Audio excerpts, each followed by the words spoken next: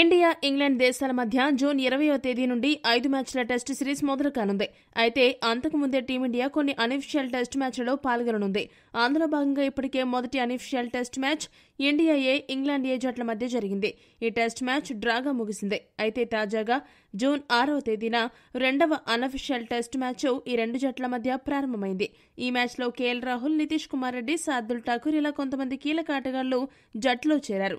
దీంతో ఈ మ్యాచ్పై ఆసక్తి పెరిగింది. ఈ మ్యాచ్లో రాహుల్ సెంచరీ సాధించి ఎదరగొట్టగా ధ్రువ్ జురెల్, కరుణ్ నాయర్ మంచి బ్యాటింగ్తో ఆకట్టుకున్నారు.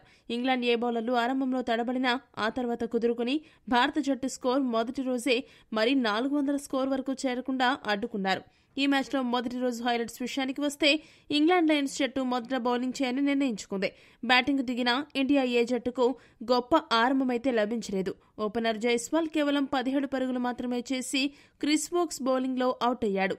ఈ షాక్ నుండి తేరుకోక ముందే అభిమన్యు ఈశ్వరన్ 11 పరుగులు చేసి క్రిస్ వోక్స్ బౌలింగ్లోనే క్లీన్ బౌల్డ్ అయ్యాడు. ఇటువంటి పరిస్థితుల్లో మరో ఓపెనర్ కేఎల్ రాహుల్, 4వ స్థానంలో వచ్చిన కరుణ్ నాయర్ వీరిద్దరూ కలిసి 3వ వికెట్కు కీలక భాగస్వామ్యాన్ని నెలకొల్పారు. ఇంగ్లాండ్ ఫాస్ట్ బౌలర్లను సమర్థవంతంగా ఎదుర్కొంటూ పరుగులు రాబట్టారు. ఇంగ్లాండ్ ఫాస్ట్ బౌలర్లు ఇద్దరు బ్యాటర్లను ఇబ్బంది పెట్టడానికి ప్రయత్నించారు.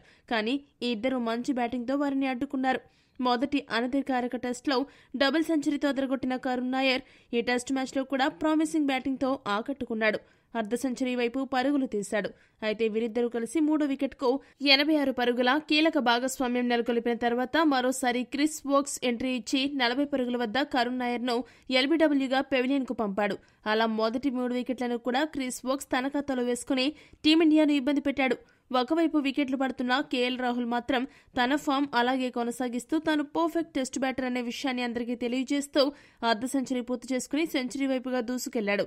అతనికి ధ్రువ్ జురెల్ కూడా చక్కటి సహకారాన్ని అందించాడు. కేఎల్ రాహుల్, ధ్రువ్ జురెల్ ఇద్దరూ కలిసి 4వ వికెట్కు 121 పరుగుల భారీ భాగస్వామ్యాన్ని నెలకొల్పారు. ఇంగ్లాండ్ బౌలర్లను సమర్థవంతంగా ఎదుర్కొని భారీగా పరుగులు రాబట్టారు.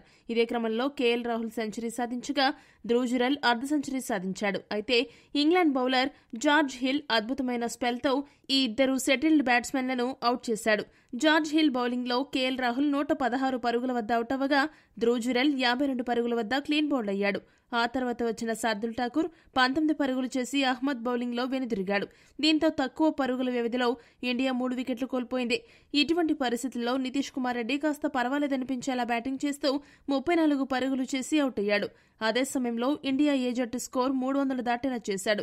మ్యాచ్ ముగిసే సమయానికి తనుష్ కోటియన్ 5 పరుగులతో, అన్షుల్ కంబోజ్ 1 పరుగుతో క్రీజులో నిలిచారు. మొదటి రోజు ఆట ముగిసే సమయానికి ఇండియా ఏ జట్టు 7 వికెట్లు నష్టపోయి 319 పరుగులు చేసింది. ఈ వీడియో గనక మీకు నచ్చినట్టయితే లైక్, షేర్, కామెంట్ చేయండి. మరిన్ని స్పోర్ట్స్ అప్డేట్స్ కోసం మా ఛానల్ను సబ్స్క్రైబ్ చేసుకోండి.